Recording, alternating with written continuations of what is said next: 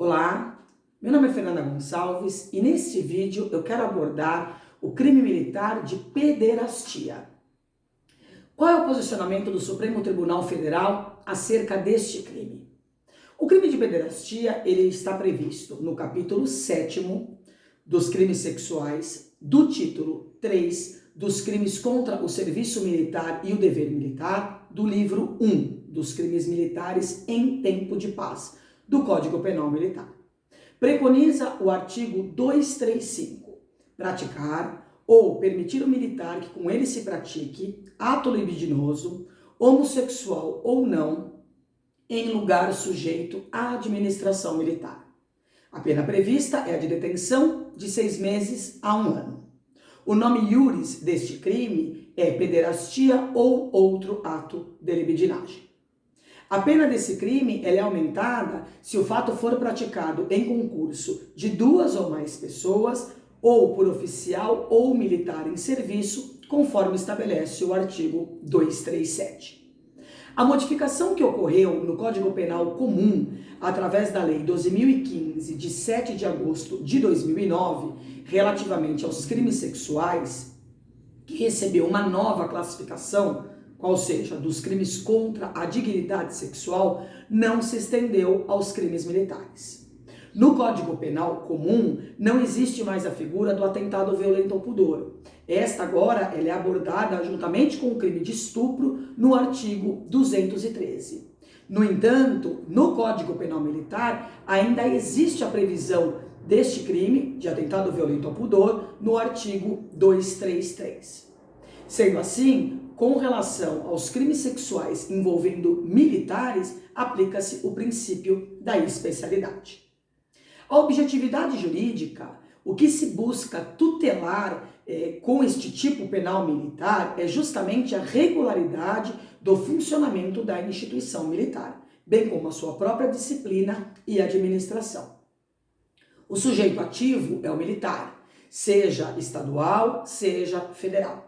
Lembrando que se um civil estiver envolvido na prática de um ato e se este ato for levado a cabo por um militar estadual, a Justiça Militar dos Estados não realizará esse julgamento.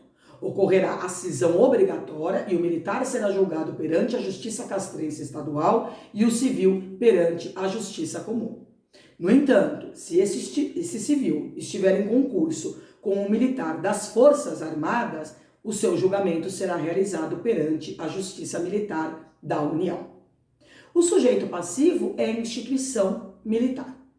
No entanto, se o ato for praticado por militar contra pessoa menor de 14 anos ou de qualquer outra forma vulnerável, ainda que em local sujeito à administração militar, o crime será de atentado violento ao pudor ou estupro, conforme o caso, diante da presunção de violência prevista no artigo 236 do Código Penal Militar.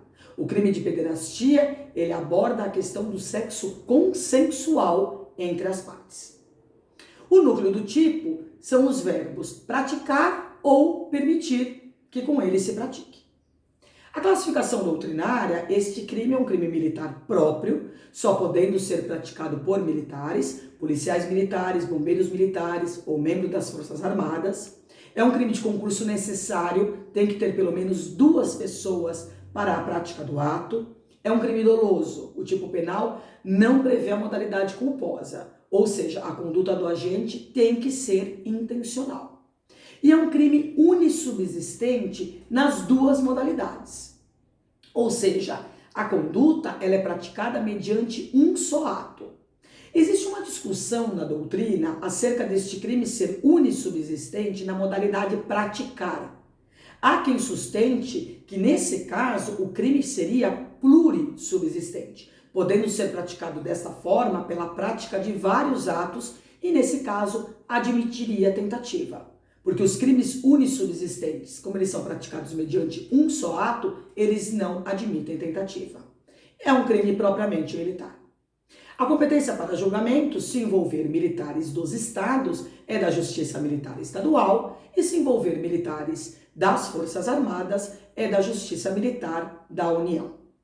A questão de maior relevância quando se estuda este crime é o julgamento da ação de arguição de descumprimento de preceito fundamental, ADPF número 291, que foi realizado pelo plenário do Supremo Tribunal Federal no dia 28 de outubro de 2015. Esta ADPF, ela foi proposta pela Procuradoria-Geral da República, a PGR, que alegava violação aos princípios da isonomia, liberdade, dignidade da pessoa humana, pluralidade e do direito à privacidade. O pedido consistia na declaração de não recepção deste dispositivo pela Constituição Federal de 1988 e de forma subsidiária que fosse declarada a inconstitucionalidade do termo pederastia e da expressão homossexual ou não. A maioria dos ministros entendeu que o tipo penal militar previsto no artigo 235 deveria ser mantido, desde que invalidadas as expressões pederastia ou outro e homossexual ou não, visto que possuem um caráter discriminatório. Defendendo inclusive a manutenção do dispositivo legal, o ministro Marco Aurélio ressaltou que o Supremo Tribunal Federal tem atuado com muita temperança quando em jogo a disciplina normativa militar, destacando que o artigo 235 do Código Penal Militar visa proteger a administração militar, a disciplina, a hierarquia. Contudo, segundo ele, as expressões pederastia e homossexual ou não, constantes do tipo penal, ofendem os direitos fundamentais.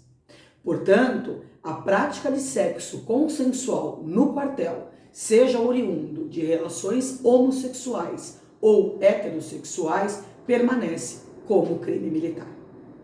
Essas eram as considerações que eu tinha para fazer acerca do crime de pederastia. Desejo a todos bons estudos.